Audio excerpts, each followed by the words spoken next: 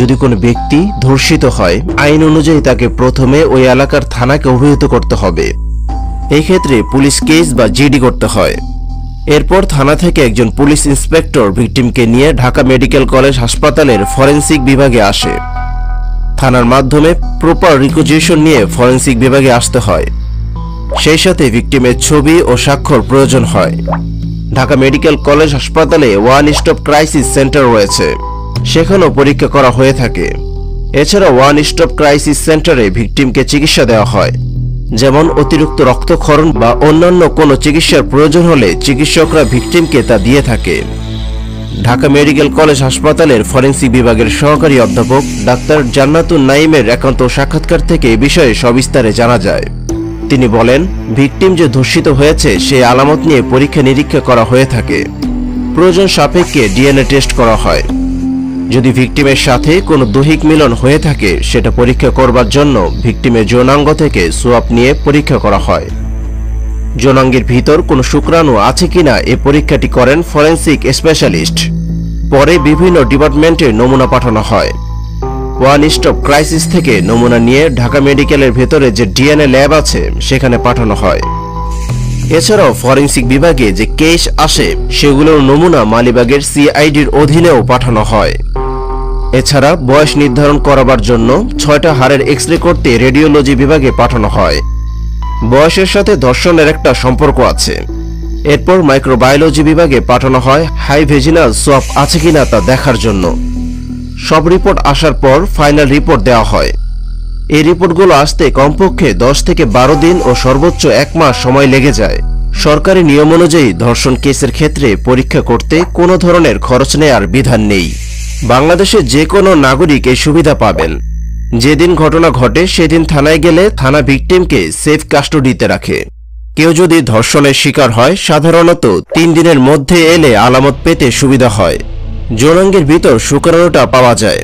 এছাড়া ভিকটিমের কাপড়ও আলামত হিসেবে রাখা হয়, কারণ ধর্ষণ হওয়ার সময় কাপড়ে যদি কোনো বীর্য লেগে থাকে তাহলে এই আলামত পাওয়া গেলে সুবিধা হয়। আগে 2 ফিঙ্গার বলে একটা পরীক্ষা হতো, হাইকোর্ট থেকে আইন করে সেটা বন্ধ করে দিয়েছে। আগে এই পরীক্ষা পুরুষ মহিলা সব ডাক্তারই করতেন। 2-3 বছর যাবৎ শুধু মহিলা ডাক্তাররা পরীক্ষা করছেন। যদিও এই পরীক্ষাটা খুব জরুরি, তথাপি ভিকটিমের মানহানির কথা চিন্তা করে নিষিদ্ধ করা হয়েছে। কারণ ভিকটিম তো এমনিতেই ধর্ষণের শিকার, তারপর ডাক্তারের আবার যৌনাঙ্গের ভিতর পরীক্ষা করে। এই জন্য করে যে যৌনাঙ্গের ভিতর একটা পুরুষাঙ্গ ঢোকার মতো ততটা স্পেস আছে কিনা। ওয়ান স্টপ ক্রাইসিস সেন্টারে ডাক্তার আছে 6 জন এবং ফরেনসিক বিভাগে 3 জন, আর সহকারী আছে 2 জন।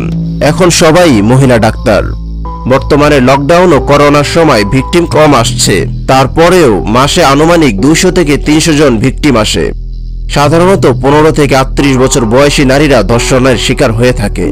তবে ইদানিং খুব ছোট শিশুরাও এর শিকার হচ্ছে, যেমন 3 থেকে 4 বছরের বাচ্চারা।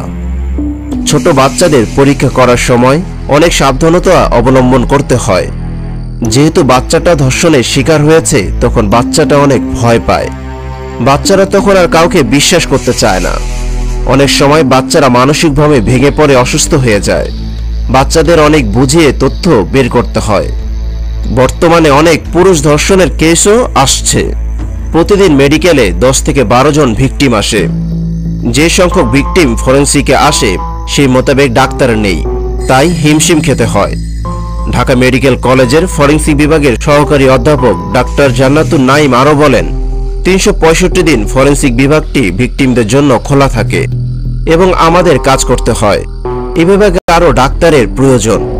প্রতিনিয়ত বস্তুগত উৎকর্ষ, প্রযুক্তির উন্নয়ন ও আধুনিক শিক্ষার সম্প্রসারণ হলেও নৈতিক স্খলন ঠেকানো সম্ভব হচ্ছে না। ক্রমেই ঘৃণ্য অপরাধ ও অসামাজিক কার্যকলাপ বৃদ্ধি পাচ্ছে। মানুষের জীবনযাত্রার মান উন্নত হলেও কেন নৈতিক ও মানবিক গুণাবলীর বিকাশ ঘটছে না এ প্রশ্ন অমীমাংসিত থেকে যাচ্ছে।